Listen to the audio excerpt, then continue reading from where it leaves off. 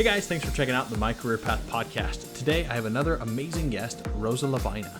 Rosa actually is a program director at FIU, which is Florida International University, and she's actually done a lot of work in Latin America, helping sell medical supplies, making sure all the things are up to snuff. And it was just awesome to talk with her about her path, how she's kind of transitioned all over selling and marketing, ultimately to becoming a teacher and a program director at FIU. So hope you guys enjoy. Let's get into it.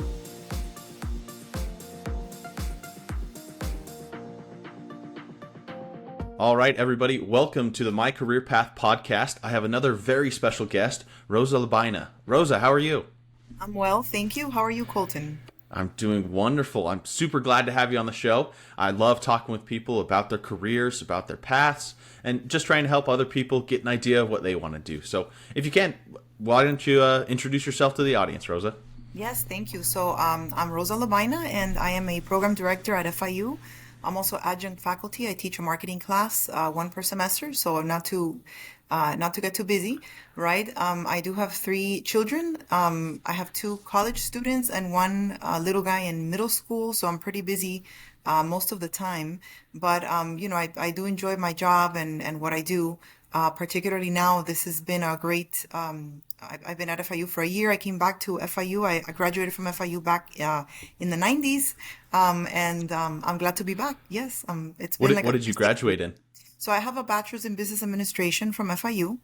The concentration was just business management, and then after that, I received my master's from Liberty University. So I have a master's in executive leadership from Liberty University. Oh, awesome! That's way awesome. And Yes. then, how do you like teaching a marketing class? Those were some of my favorite classes when I was in university. I love it.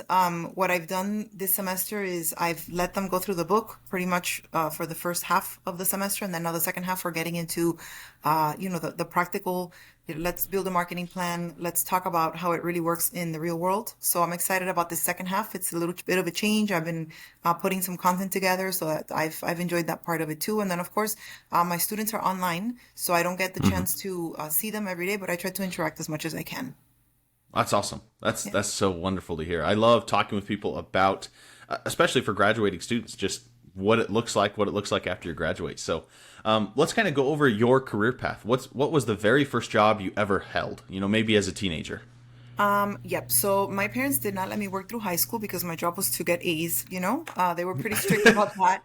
And then when I graduated, they said no retail, no food service, nothing. You need to work in an office so you can learn something, right? So Huh. I got a job. My next door neighbor worked in an office, and she said, "Hey, there's this job. Do you want it?" I said, "Well, yeah." So I went and I interviewed. I got the job. Basically, what they did was that they ran credit reports for through the credit reporting agency. They were like an affiliate, and they ran credit reports for housing management companies up in the Northeast. So like from Boston all the way up, Chicago, New York, etc. And what we would do is we would receive calls like a customer service setup, and we would run credit reports for them. We would also run something called an FPR report, which is failure to pay rent report, and that was just this affiliate, this company would go out to all of the courthouses and they would download all of the court filings that had anything to do with failure to pay rent, evictions, liens, all of that stuff, and then we would have a database with that information for them. So we would report on anyone that came to apply for an apartment. So I learned really early on that you need a really good credit score because if not, you are not in a good position. Not even you can't even get a place to live, right? So that was great. I was there through most of my time at FIU. So college, that was my college job. I learned different things. I was customer service. I did accounts receivable. I did accounts payable. I reconciled large phone bills from a company that was called MCI, which I'm sure you probably have never heard of. But anyway, Nope. so it was like, stacks this big of just going through every single call, making sure that, it's exactly what we needed to be paying for. So that was great. I actually, when I finished high school, I wanted to be a doctor. So I started, I went the biology track in school when I first started, but as I started working in this company, I realized that I did love the numbers. So I went ahead and I changed to business administration. And then, again, that career, actually that choice took me exactly where I wanted to be later in my second job, which was at Eastman Kodak Company. So I worked for Eastman Okay. Kodak for about 7 years. The way that happened was that I was at FIU getting my bachelor's, and I happened to be in one class with one of the HR managers at Eastman Kodak Company, and it was for the Latin American region. Um, Throughout the course of the semester, I became friendly with her and I started asking her questions. And I said, "Hey, I'd love to work at Kodak. I've always been really good at self-promoting myself and selling Hmm. myself." Yeah, kind Um, of personal branding and kind of Yes, making sure absolutely. people I'm knew a who you huge, were. huge advocate of that, and hopefully that's something that the kids in my class are going to be able to catch on, as we move forward in the semester. But anyway, so I said, hey, anything that you can do, if there's anything that you think that I would be a good fit for, and towards the end of the semester, I guess after she realized that I could be trusted, right? Because we did a project together. Yeah, She gave me the opportunity. That's a very, very important word, the word opportunity. Whenever you're given an opportunity or whenever you have the opportunity to, um, you know, to present yourself and to make a move, that's something that you always have to take advantage of it because sometimes you only get that one, right? right. So she gave me the opportunity to interview with a great set of managers there. I was part of a great team. It was a health imaging team. So then that's when everything came together for me. I wanted to be a doctor, but I also loved business and the numbers and communication and all of that. And then I started working for the health imaging division as a marketing coordinator. And soon after I started, I became a product manager for them for mammography and oncology. And I traveled throughout Latin America, giving it was called quality control. So basically, my courses as a product manager for Kodak were I had about three continuing education credits assigned to my courses by Hmm. the Radiology Association here in the United States. So we would go and we would sell to them by educating them on how to optimize Really? their clinical image and how to have quality control in the darkroom. So I'll leave that That's way there. So cool. yes, so selling through education, right? So we'll leave that there. After that, so Kodak Latin American region closed its doors probably in 2003. They centralized, decentralized. I don't know what they did, but Kodak is pretty much just like a museum piece right now, unfortunately. Hmm. I met my husband at Kodak, so that was very positive. I had a great team. I know that as far as mentoring or mentorship, I had a great mentor at Kodak. He was my boss for 7 years. He was amazing. He helped me through all of every process that I went through at Kodak, whether it was becoming a program manager, whether it was training. He was just there always to support me and to tell me, hey, this is the way that you're going to do this. This is your next step. This is what you need to. I remember one time he said, you have to stop going to the administrative assistant events because you would get invited to all of the Yeah, events. you'd have big conferences and whatnot to kind of get Yes, and to, he and said you have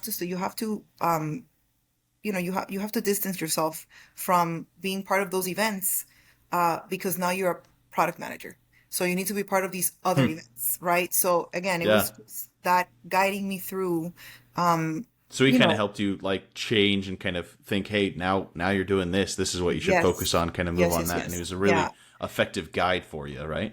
Absolutely. And he was a great example. Everybody loved to work with him. He helped anybody that he could. There was he always tried to help everyone that he could, anyone that worked for him or anyone like the distributors in the countries. We worked with distributors in most of Latin America, and they all loved him very much. So, Hmm. he was a great start. And along with him, there were a couple of others that were also very good uh, mentors to me throughout my time Yeah. at Kodak. So my time at Kodak was invaluable.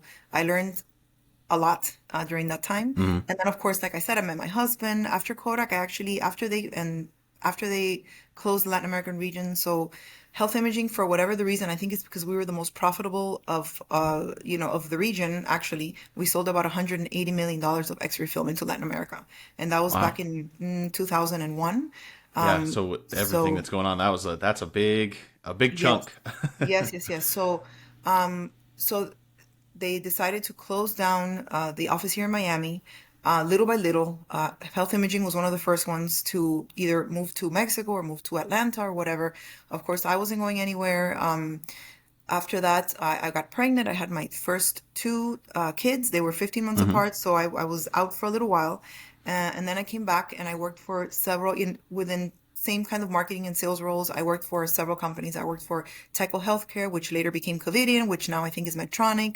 Yeah. I worked for, let's see, well, I worked for Toyota, and that was a great project. It was about a 15-month project. I did the launch of the 2009 Toyota Corolla into selected Latin American countries, and that was Oh, a that's lot of awesome. fun. Yes, yeah, the budget and the just everything. That was a great experience for me. So I love that it's on my resume. And then after that, I went back to medical device. I worked for a company called Welch Allen, and they're anything from a stethoscope. So whenever you go to the doctor, if you see your stethoscope, the ophthalmoscope, the otoscope, everything, that's Hmm. mostly usually it's Welch Allen, and Really? yes, so anything That's so from cool. yeah, so from primary care all the way to the OR to post-op. If I can go through all of their product line really, but yeah, what I loved about Well Challenge was the solution selling. We had a solution for every single healthcare provider. Again, from primary care all the way to, the OR, post operative, after when you were in the ICU recuperating, so recovery, all of so I love the fact that we could sell everything. And that made Hmm. us a great partner to have. So that was a great and there at Well Challenge, we also had an element of education when we sold our products because we went after medical students in the different countries in Latin America. And we would hold conferences and take doctors and talk to them about our products and just make sure that at that medical student level, we were reaching out to these future doctors that were going to have their own private practices and were going to work in hospitals and be decision makers. And that's where we were focusing, but that's what we were focusing on. We had a group that focused on that, and that Hmm. was actually very exciting. Yeah. So Well, I just think how that's that really worked. cool. And especially where you kind of have a little bit of a background of going, I want to be a doctor. And now Mm-hmm. you're selling kind of these products to future doctors. I bet Yeah. that was really cool. That kind of think of like, oh, I could have been there, but I really like my role where I am now Mm-hmm. more. Mm-hmm. Yeah. Absolutely. So after that, no, and it gave me a chance to do a lot of different things, like be a mom in my early 20s or Yeah. my mid 20s. Which a career as a doctor is very demanding and Yeah. it's a sacrifice. So if you Long have the hours, calling to big do that, days. Yeah. yeah. If that's your calling, then that's your calling and there's no way of getting around it. I've heard of people that become something else and then they're like 30 and they say, but I just always wanted to be a doctor. And then they go to Hmm. medical school when they're 30. So, it's difficult to make those decisions as we were talking about before. But, I, again, being in medical device for such a long time gave me the opportunity to visit hospitals and be with doctors and learn as much as I could, even when it wasn't about sales and it was about the product and the way that Yeah. they use the product. So that was pretty cool. It was the best of both worlds is what I tell my kids, right? Yeah, really. So, You got yeah. to see it all. You got to be in a job that you really enjoy, that you really like with the numbers and marketing and everything else, Hmm. as well as helping the people that you were like, you know what, that sounds interesting to me as when you were younger. So I think that's really cool. A really cool path that you have, Rosa. Yes, yes. No, I have enjoyed it very much, and I've enjoyed my family and my children as well. So, that has always been the part that has always been a priority to balance work and family life. And definitely, family always is a priority for our family, including my husband as well. So, Hmm. um, and I did do a lot of traveling. Don't get me wrong, I did, but it was always on my terms, in the sense that I always had a great team. I would go down to the Brazil on Sunday night, be back by Wednesday, by Thursday morning, right? And we would Yeah. work and get what had to be done, and then we were ready to go home. So that was a blessing, really, to be able to work that way. So after I was at Well Challenge, I moved to Mindray, which used to be Datascope. Again, that's monitoring, monitors, ICU monitors, anesthesia machines, and things like that. Hmm.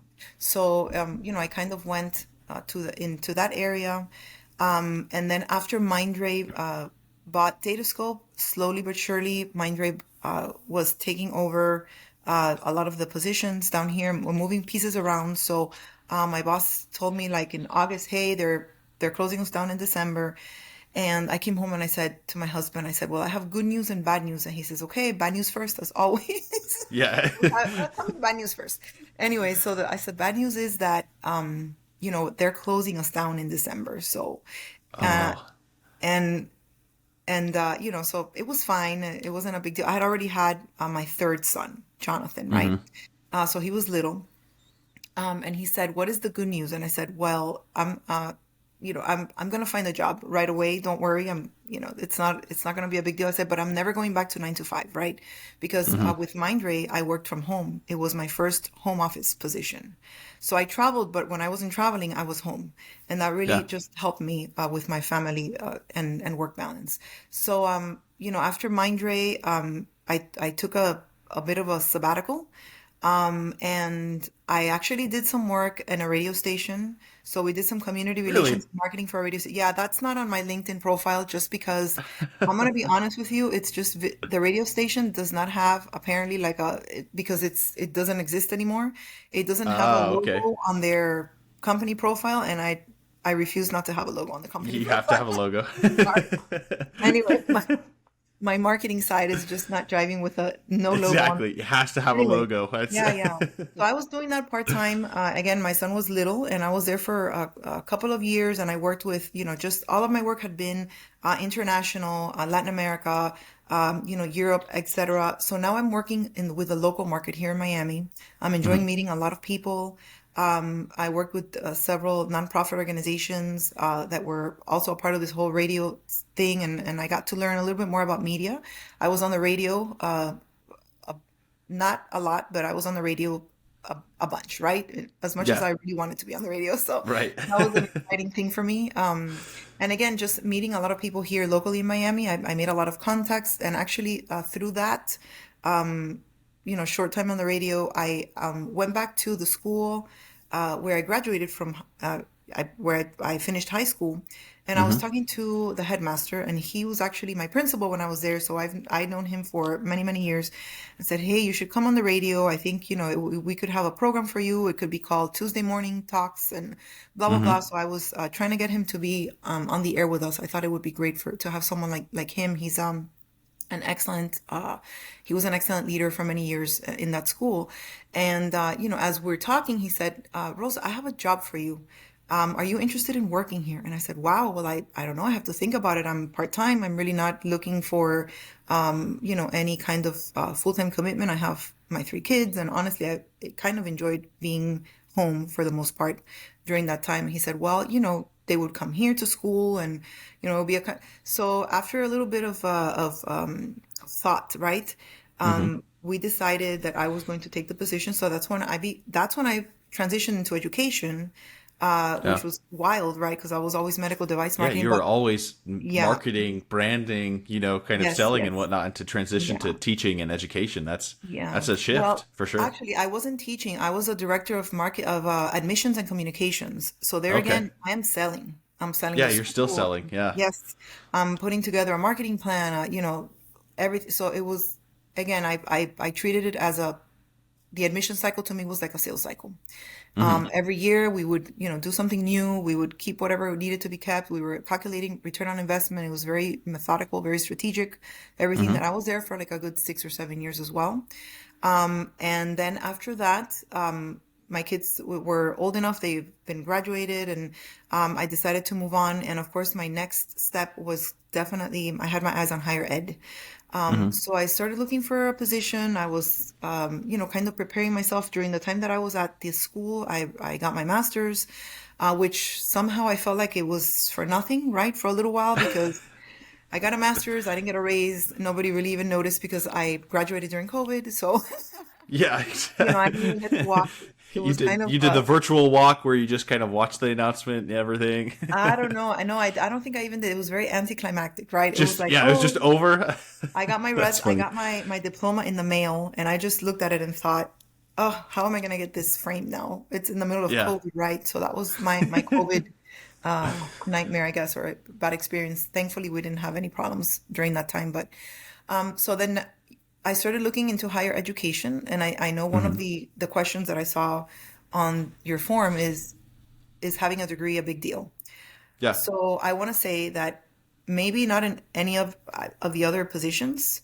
Sometimes experience can go a long way.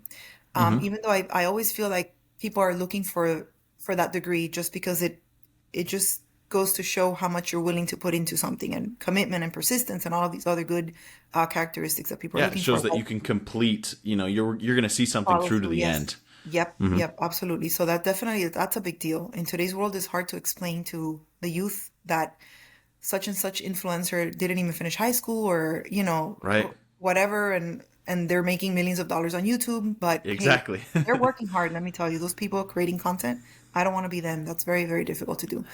So, but anyway, so at the university level, definitely you need to have your degree. If you have a Hmm. bachelor's, then you're kind of stuck in that area. And again, it's great to work in higher education, but it gets to the point where if you don't have a master's, you cannot go to the next level, right? So then this is where I've seen that my master's has helped me. I was able to apply for this position. Part of the requirements was having a master's, and it was just a good transition. What I do as a program director, where I'm actually the director of corporate partnership for the Hmm. Office of Executive Education at FIU, and what we do is that we create custom learning solutions for companies that are looking for help or that are looking to meet specific professional development goals for their organization. So that's what we do. We also have obviously the open enrollment where you can do, individually, you can go in there and get a certificate of whatever program management, Lean Six Sigma, etc. But we do a lot Right. of, change management.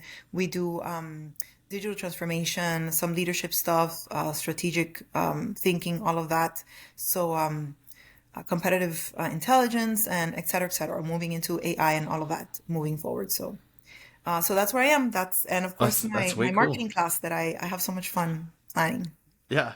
Well, and I just think it's super cool. Just throughout your career path, it seems like, uh, well, what's it called? Networking. Networking has been a huge Yes, thing for you. Just making sure that absolutely. you have those connections with people, making sure that you're building relationships so that you can not use them later, but you have those opportunities. You have a lot more opportunities when you're talking with other people, when you're building those relationships, and Hmm. then they reach out to you, like your former principal and headmaster, where he goes, "Hey, I have a position just for you. Like you're the one that I need." And I think that is so important for anyone looking at careers or jobs is make sure that you're making relationships, you're getting to know people because that's what allows you to do what you want to do later in life. Really, it does. Yes, absolutely. And in any area, it could be personal as well. I get a lot of requests for, hey, can you send a recommendation? Absolutely, yes. You have my recommendation. Yeah. I actually used ChatGPT for a recommendation just this week because I was very busy. Really? Yes. Yeah.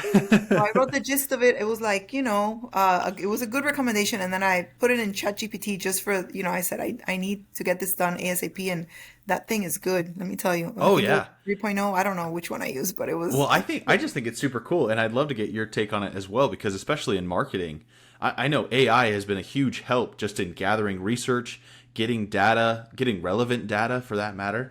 Mhm. I think it's super cool. It's something I've used, like my intro and outro for the podcast that was made by AI.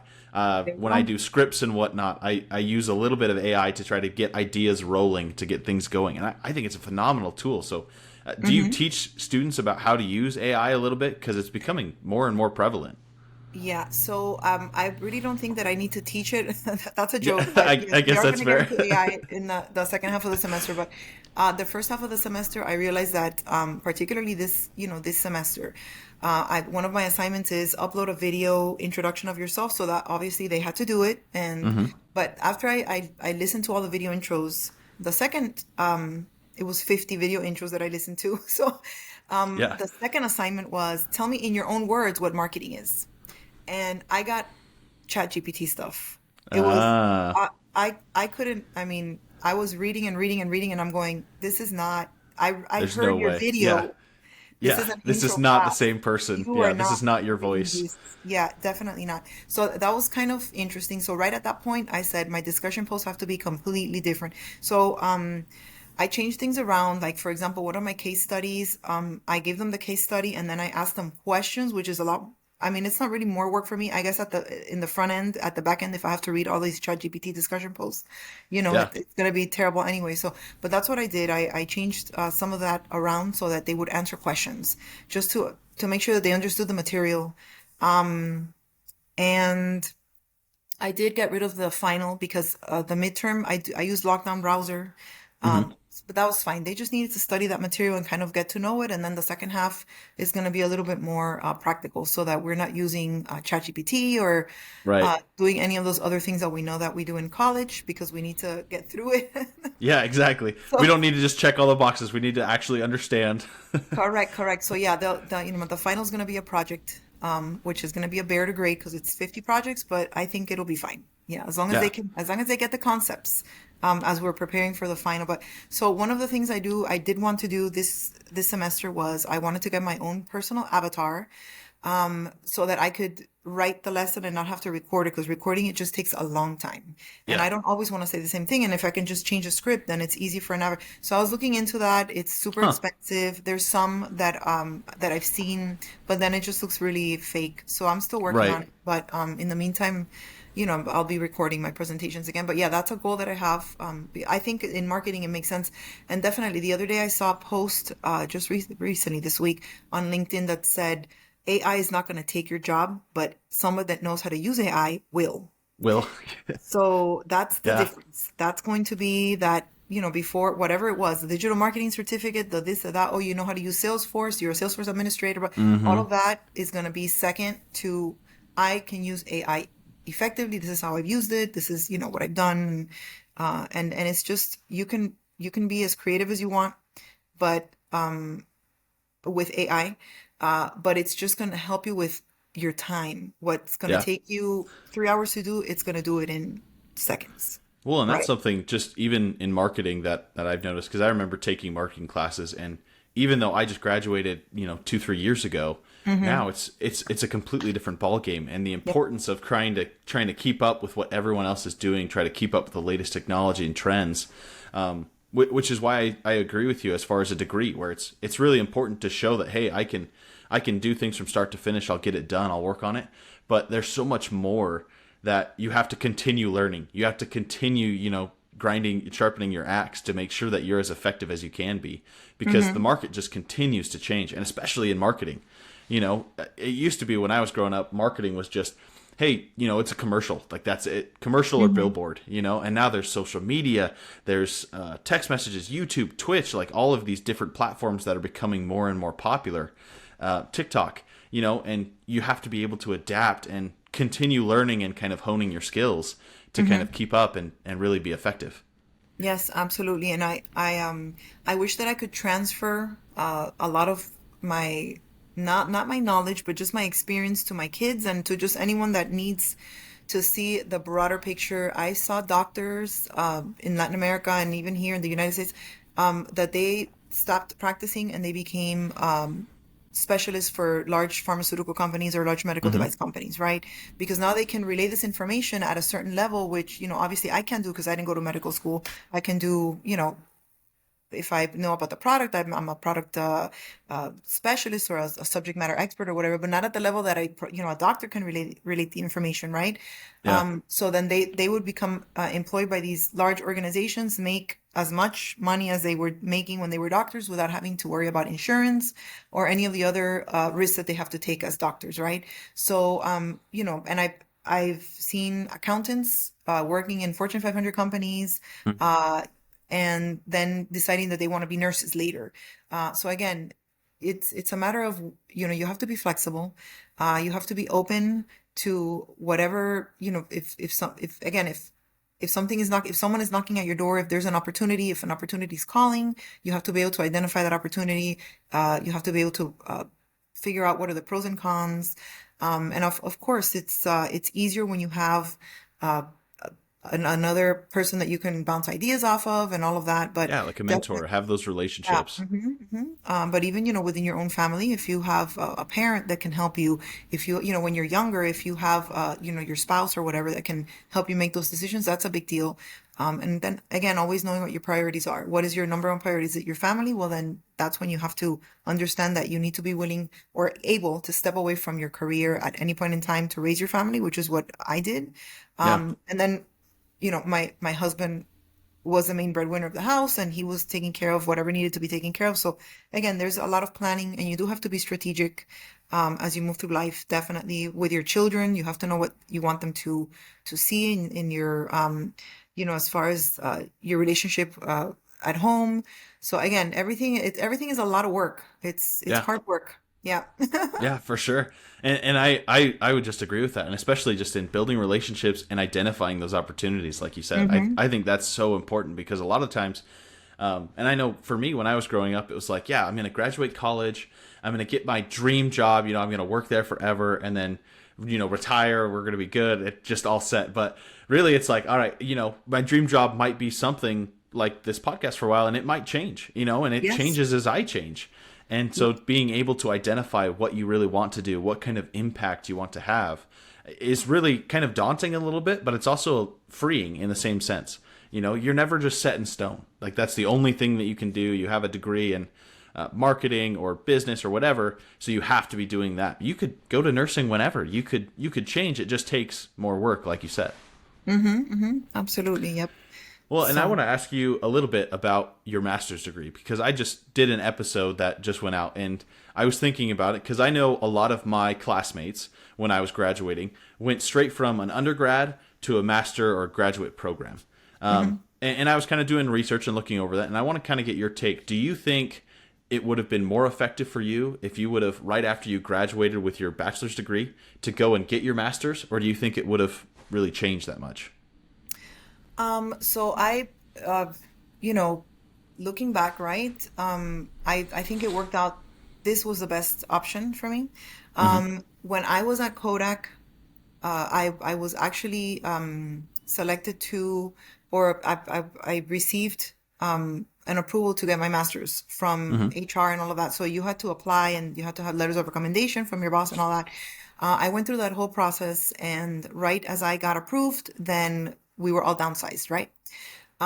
So I never got the chance to do it, but I was approved for the executive MBA at FIU, and I was super excited about getting my executive MBA at FIU and just continuing my education there. Yeah. And obviously I was young. I didn't have any kids at that point, so that it was kind of the ideal thing, or so they say, right? Yeah. But almost 20 years later, 18 years later, was when I actually started my master's.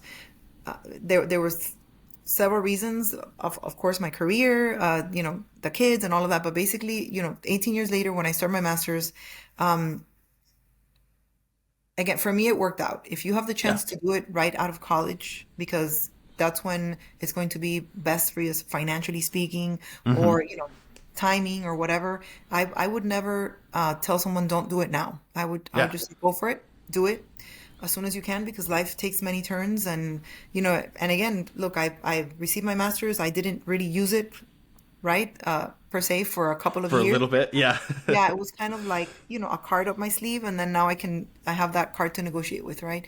So again, but I do think it would have been a different experience. Now, when I was like I said, I was at Kodak for almost 7 years. So I had Hmm. all of this corporate experience behind me, right when I was going to get my master's back then. So I think, again, it's a different experience for everybody, because maybe there's no corporate experience, there's no experience at all, or you've only been in school. So I think corporate experience is a big deal. When you apply for a master's at FIU, one of the things that they ask you is obviously for your resume. I think Hmm. the professors enjoy having students in class that have some kind of corporate experience or exposure, Yeah. because it just makes it easier to present the material, because it makes sense, right? Hmm. When you're an undergrad and you do that, I don't know if you did business, but I think one of the last classes is strategic leadership or strategy or something like Yes. that, and So, yeah. to Strategic implement leadership. Yep. I that remember one, taking right? that. So, Hmm. and I remember doing that class, but I had been, again, working at Kodak. So when we did the project, the final project with my team was about Kodak and about their Hmm. process. No one else had that experience or had Yeah. that access, but I did. I had numbers, and whatever I needed was there, right? So even for that, it makes sense. And I always tell people, young students or young people like yourself, if you have a chance to work in corporate America for just a little while, sometimes it's difficult, but if you do, it's good, because you're going to get to see how things are supposed to work, the big picture. Yeah. You're going to get to see the big picture, and once you have the big picture, then you can come back and do anything that you want, really. Because that's number one. And number two, when you work for a large company, it looks really good on your resume. So for example, after I left Kodak, then who wanted me? Well, all of the competitors, right? Right. So, it makes you marketable to do that. Well, and that's something that even in doing my research and kind of looking over it and considering me, I'm like, yes, eventually I do want to go back and get my MBA. Mm-hmm. But just being able to apply everything that you're learning to either a current job or a current career experience, because it's just so important. And I think it helps you clarify what you actually want to do.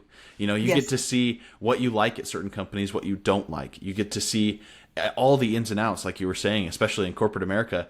I'm sure you have plenty of different experiences where you maybe weren't doing just marketing. You were also doing customer Right. support. You were doing all facets of the business. And so to Yes. help kind of identify what you really want to specialize in, what you really want to focus on, and then go for it maybe a little bit later, but getting that experience first, I think is super, super critical. Yep, absolutely. As a matter of fact, it's interesting because the case study that one of the case studies that I put together for this class was actually a paper that I wrote for my master's program. Oh yeah. So yes, yes. So and I used a lot of it for a case study. So that there you see how we're building, right? We're Hmm. laying some foundational things, the bachelor's, the experience, the master's, and then now as I'm teaching, I'm using, what I created during my master's program. And I think as I move forward, I always talk about maybe I'll get a PhD. I don't know, in the future. That would be something to think about, but I have thought about it a Yeah. lot. So, Yeah. Yeah. I enjoyed that journey, the education, and just going through all those steps. And again, you're never too old and you're never too young. I know a lot of students, they go for their DBAs, right? So Yeah. their doctorate in business administration, and they don't even have to get the master's because it's kind of like a combined program depending on the Hmm. university. So, just keep pushing forward, definitely. If you have that drive, then Yeah. that's the time to do it. Hmm. Well, and I think especially just too, there's so many resources available to continue learning, to continue applying different things. I mean, YouTube Hmm. is amazing. I mean, like that's how I'm learning video editing. That's how I'm learning marketing and whatnot. Like I'm trying to gather as much as I can. And for me, I really enjoy it, just being able to kind of decide what I want to learn and moving from there. And it's really helping me understand, what do I like? What do I not like? What do I want to do later? What do I not want to do? Because that's just what you learn over your career and what you learn over jobs and whatnot is what you really like and enjoy and what you're good at. And then how can you focus on that and how can you network with people so that those opportunities to do more of what you're good at continue to Hmm. happen. Yes, absolutely. Yep, that's it. You got So it. if someone were to apply for a position to work with you, like either with you as a program director or kind of under you, kind of like on your team, what are Hmm. some of probably the main traits that you look for in a potential candidate? That's a great question. So we are actually looking for a candidate right now for a program coordinator, actually. And what I would look for is to find some similarities with people that I worked with in the past. Hmm. I don't know if that makes any sense, but so I've had people that I worked with that have had different skills and experience. And if I could find someone that has all of them or at least a little bit of everything, that would be great. Yeah. So that, what we're looking for is someone that has experience with events, someone that's flexible, someone that can make quick decisions, a self-starter. Again, there's just some very basic things that we need so that we can trust that they're going to do a great job. And then obviously, team player and all of the, yeah, a lot of the stuff that you read on resumes, it's just black and white, it's on paper.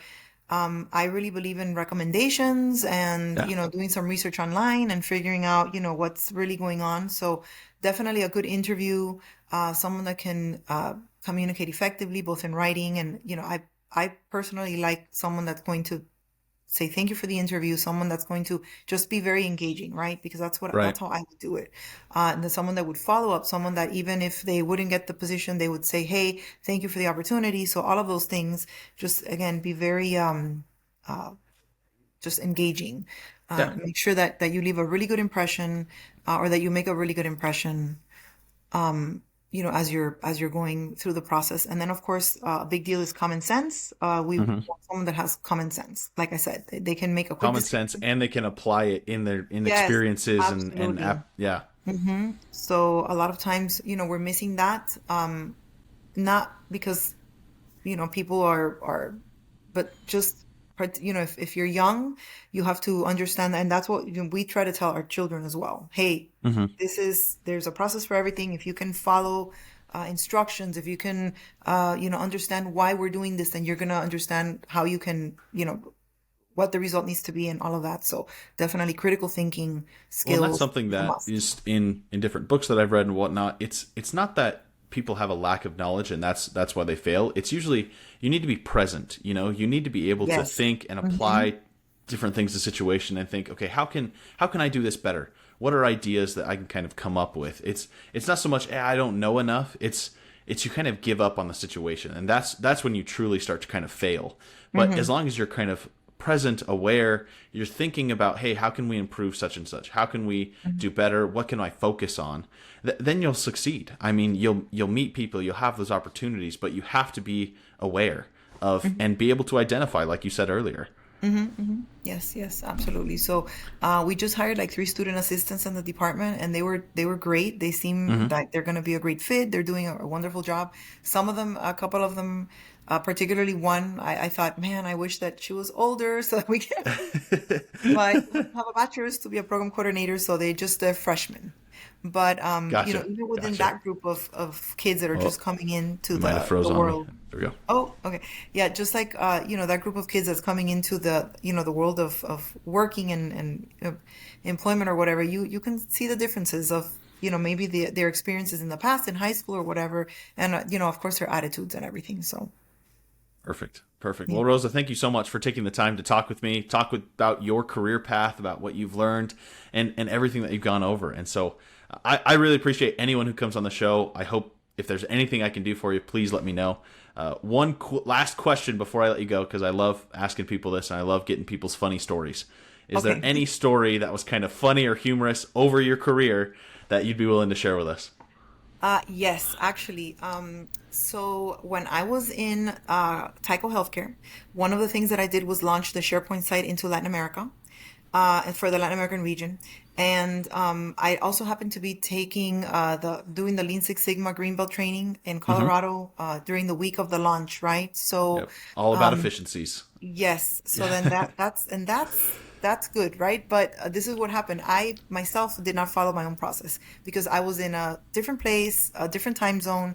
I had my personal computer instead of my work computer because my work computer was getting something done, and so I had to take my personal computer. So I was Hmm. working over there doing, trying to learn the material and trying to pass the test. And then also I was doing this launch of the SharePoint site, right?